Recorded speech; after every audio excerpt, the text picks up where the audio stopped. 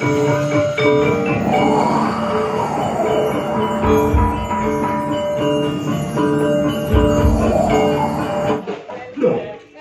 ora percaya karo pon. Ora percaya. Cacah candi sewu sing kaya mangkene akeh iki seurung wis banget kurang. Emang lho yo, tenan sama sama dadi niku 999 ngapusi niku kreseng siji. Piye? Kudu sewu. Kowe teges ora iso. Minangkane apa sing dadi jalukmu? Nyatane candi anane gur 999 kurang siji Bandung. Tegese. Tegese kowe ora iso dadi bojoku. Senajan to kurang siji ning kowe ora genep 1000. Cacah candi sewu kurang siji kowe tega sampe katesane pun Kakang Bandung Bondowoso. Iya. Ora nonton kaya ngopo perjuangane pun Kakang Bandung. Nika mau request saking sing Mbah Reksa bali cangkruk ragi mriki lho. Oh ngaten. Jaluk fragment Sri Tanjung lho.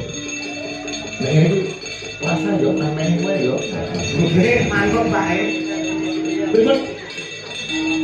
Oh, lakone diganti. Ganti napa? Sutradarane kowe, role kowe tak pasrahe kowe. Kira-kira diganti apa lakone? Nah. Bandung Apa? Hah? manut iki marian sampeyan. Bandung. Iya. Mbak tapi dadi apa Mbak mesti dadi apa? Nek Bandung niku lak kalih anu Pak, napa? Lara Jonggrang. Lara Jonggrang. Kowe lara Jonggrang ya? Lah Mbak Nusi. Lara kuning. Masuk orang Anu yo candi ngono maksudnya. Oh iya. Yo ngembani. Abdi. Oh. piye? Iya kok kaya ora anu lho kok anu lara Jonggrang ngono piye? Loro kuning kuwi. Ora. Tapi bali, Mbak Tatin lara jonggange. Ya. Amen Bandung. Bandung wedhet.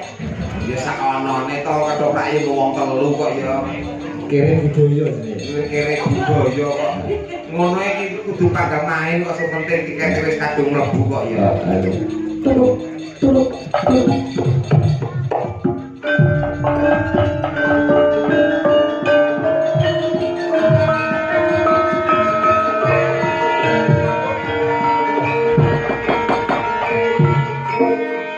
Nuwun para pamirsa.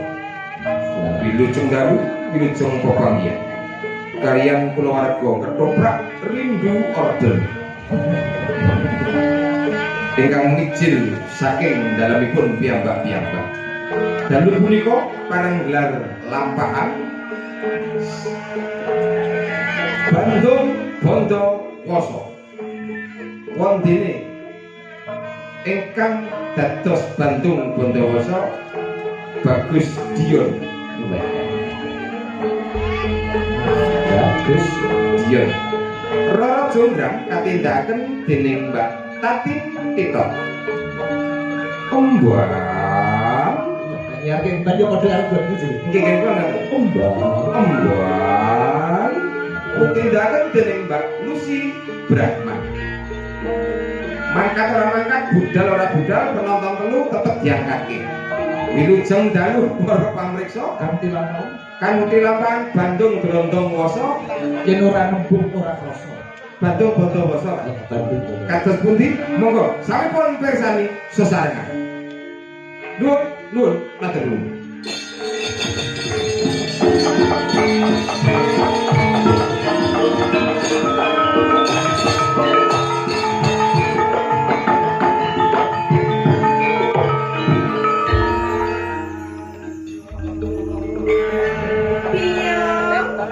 Wonten dawuh Ndara Putri. Iki kahanane kok dadi kaya ngene iki to piye to wonten menapa kok Ndara Putri kok sajake penggalipun nembe sumpah lho penjara. Lah iki kabeh kahanan kabeh prajurit wis padha mati lho ya. Lho kados ngaten to. Ayo yo iki awak dhewe mung urip wong loro iki yo kepiye menawa anten piyai pengajar kaya ngono lho Ndara Putri nggih. Terus saya rupane kaya apa? Jonggrang. Kula mboten trima Ndara Putri iki. Aja kaget aku sing teko Jonggrang.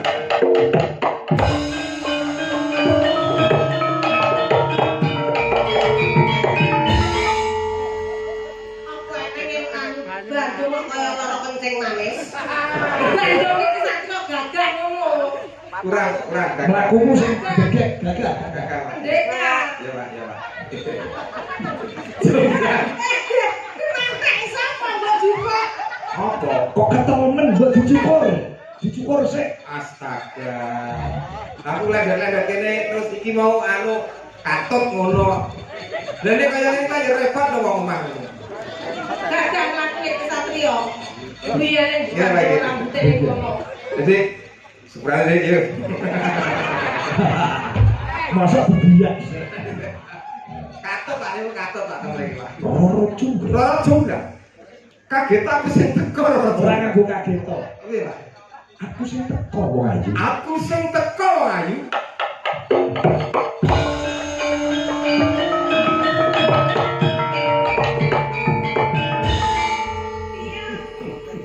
Iki saja ana wong teko iki aku ora ngerti ora mano mbok tulung ditakoni iki sapa ngono lho. Iki sinten Tandara Putri wong rupane kok kaya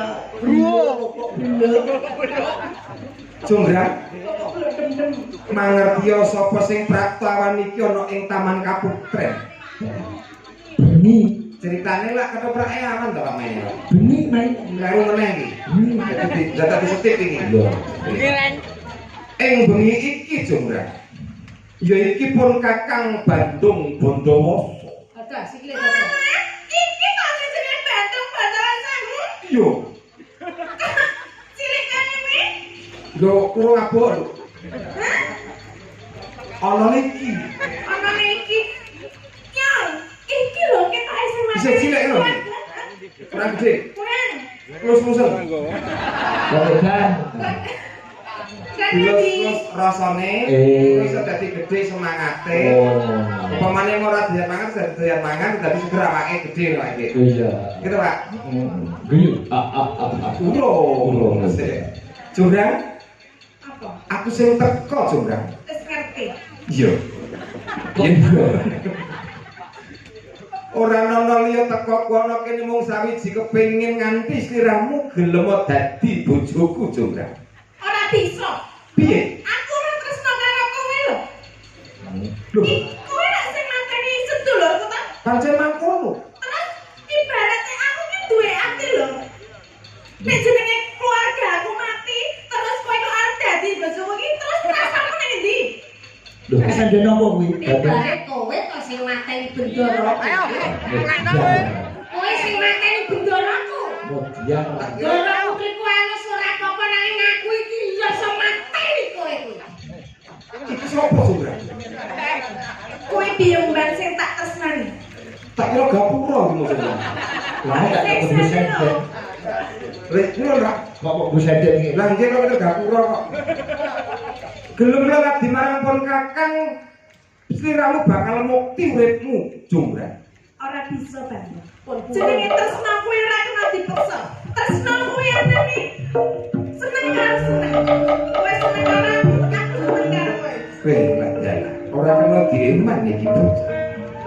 Mangartya Jonggrang, sapa kang dadi lanange jagat ya iki pun Kakang Bandung Bondowoso.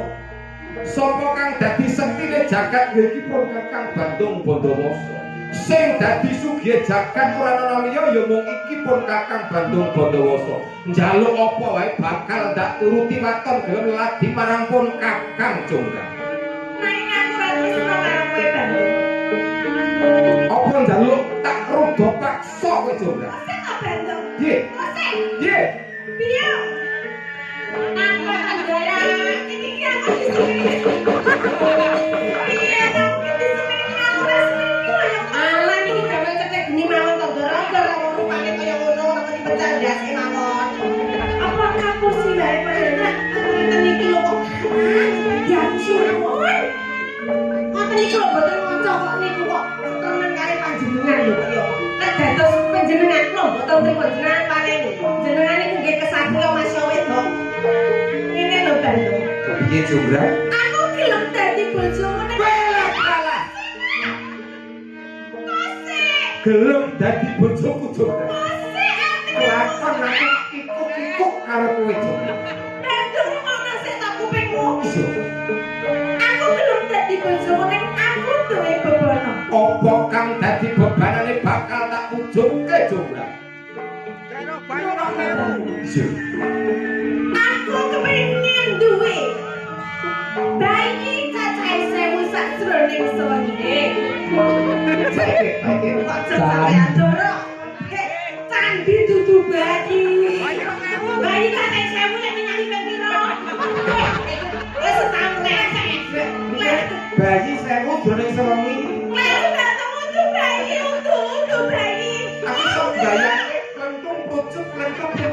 Bayi apa nanti kok? Karena aku candi cacahe 1000 sakjroning sewengi sadurunge gagang esuk. Cacah candi sewengi. Sadurunge 1000 jroning sewengi sadurunge parake lho. esuk. Para esuk wis kudu dadi bangku. Kudu dadi. Yen kowe bisa nglaksanani Aja maneh kok mung cacah candi 1000 jroning sewengi. Njaluk tak tanggapi dalang kondang ki Sigit Ariyanto 30 taun 30 wengi kelakon kowe iki. yen mangkono mangkat. Mangkat mbok tekno karo aku. Ora mengko ora sesuk ora kapan wong iki cacah candi 1000 dadi jograk.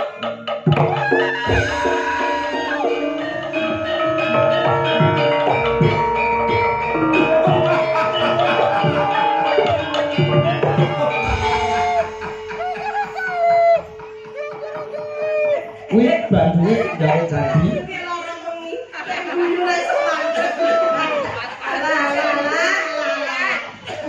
Aku abine sing lanang. Ndoro Putri enggak iki Ndoro Putri. Iki sapa tadi sapa? Waduh, aku lu ngeneki wis kena Pak Sigit sik. Bojone ketoprak kok. Piye. Kowe kan nyambut gawe candi. Dadi Menapa sampun dipun menggalih dipun paring bobono dateng si Culut. Bantu wono Aku kamu. jane iki ora tresno lho ya. Sapa Kang? Sapa iya Bantu. iki lho, maksud karo iki nyeluke sapa? Alah, reng. Karo iki nyeluke sapa? Kang Mas Bagaskara. Kang Mas Bagaskara. Sasanipun kula menika mboten tresno kalian Bandung Bandawa nanging nggih kedah kula kan kedah kudu ngapusi ben kok Lah kan gawe candi kok malah menger-menger kaya ngono. Kono ben gawe candi, awake dhewe gawe bayi. Pak Igit iki nambah-nambah anggaran. Wong ketopake wong telu melu-melu ya ngopo lho. Kene arep gawe candi malah kok gawe Jadi bayi. jangan ngomong ae ndang putekno rasa digedeno Nek ngomong nek iso nek ora.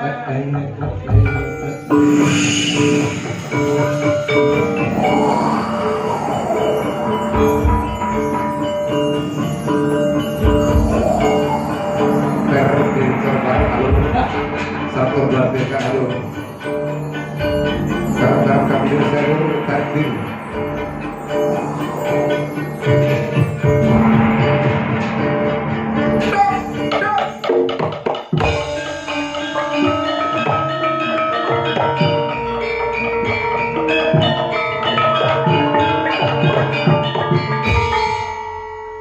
Bandung, Jonggrang. apa wis kabeh mbok lakoni? Cacah candi 1000 dadi jonggrang. Makane. Ana kok ning kene ditubruk. Kok rene to? Aku iki wis seneng selak-selak kemudu-mudu kok. Sembrono ngawur. Oh, kurang ajar. Sak ngono gedene kok. Kok Wong gedene sak tuku onas kok ora ono. potong tak karo retong kebo.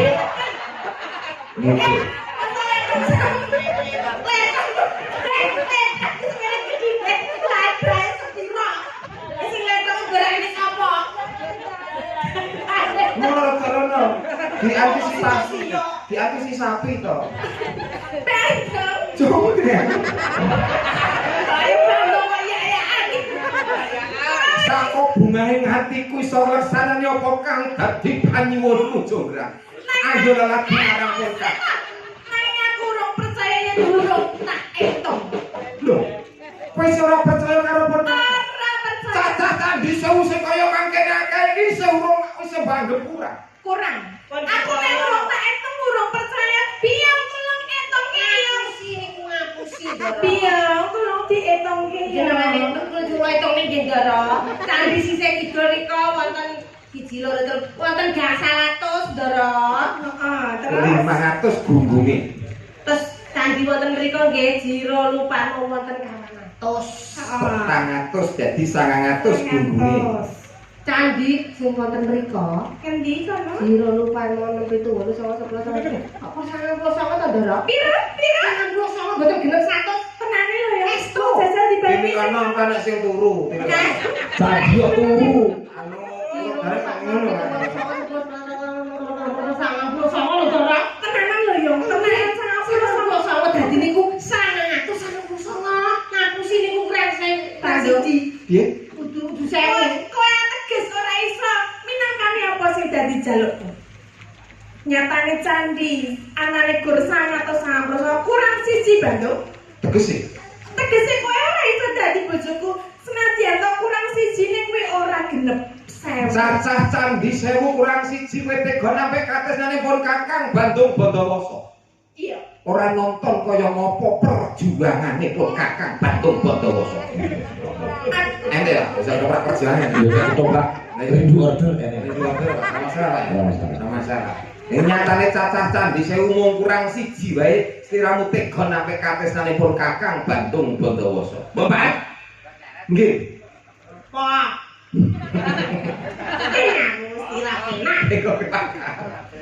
Cacah candi 1000 sing kurang siji, kowe sing jakepi juga.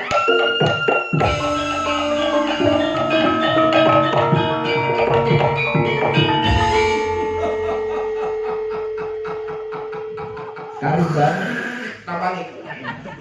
Wih. Di PM, dari ini 80 kilo.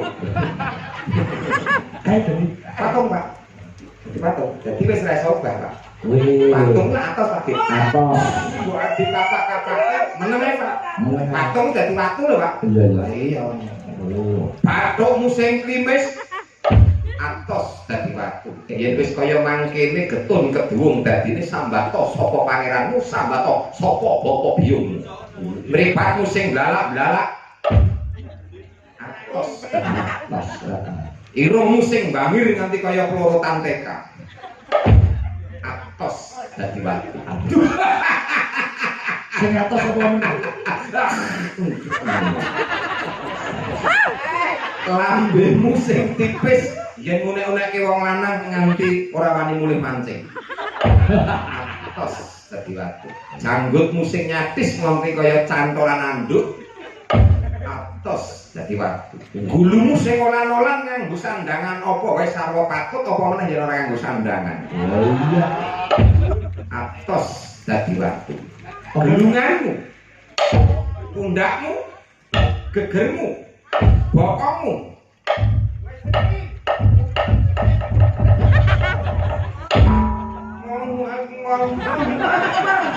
Padake duduk. Saiki ana gelungan mudhun dugi bokong atos. Heeh. Bathuk mudhun dugi nggen gulu atos. Coba liyane duduk. Payu doro. Jenenge kok Bener bener. Bro, mau sak sampe bloke melok kaya ngono. Ojo ojo. Payu doro. Lho. Siramu kepuntir juga. Keteran angin lho. Puntir. Iki kei kacang wis padha ngarep juga. Ngawur. Ngece. Mau guning tingkat kacang tempek ini. Mburi kabeh saperahnya wis atos dadi watu bathuk mudhun temu kae gulu iki reca kok pikniknya apa to. Cuma dhewe rono. Aja dituthuk. Payu doro. Wah. Kene rontok ana wong wis jerit. Lho, jograk tok tok tok tok tok.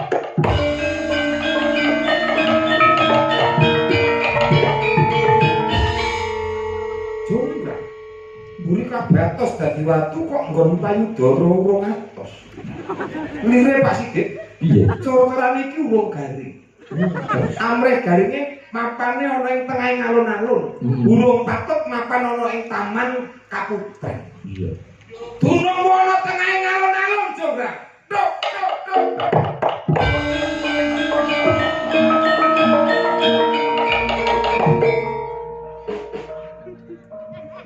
Mbak. Wah, Help me. kok ngidunge. Oh, apa? Kayak iki kok iki. Apa? Ewang ngono. Malah Dara Putri. Dinangan tanda suci lek kapan Dara Putri. Kapan kena tengah alun-alun sang sore kringin.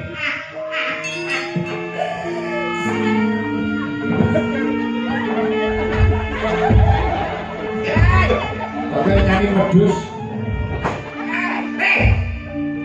Wong anak ra kajen.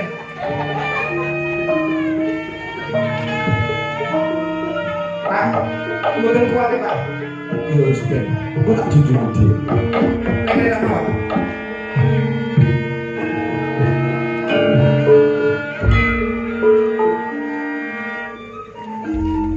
Para pamirsa, jangkepipun bapakipun lakon Rara Jonggrang njing taun ngajeng pun lajengaken malih. Oh. Awit pendapatan kirang ketoprak bubar. Oh. Sabar Pak Dit. Sabar. Diko Iki lho, sudah di Rara Jonggrang jadi pantese Deni. Oh, wong halus. Dene niku. Apa ora mau-mau. Coba ben kadek kadek. Boyo kan Rara Jonggrang butuh sing piye halus to. Lah, kadene yo mau-mau kok, Pak. Ayo lho sing halus ngono ta. Ah, iya ngono kuwi. Ayo apa, Mbak? Kok. Tak takoni. Ya,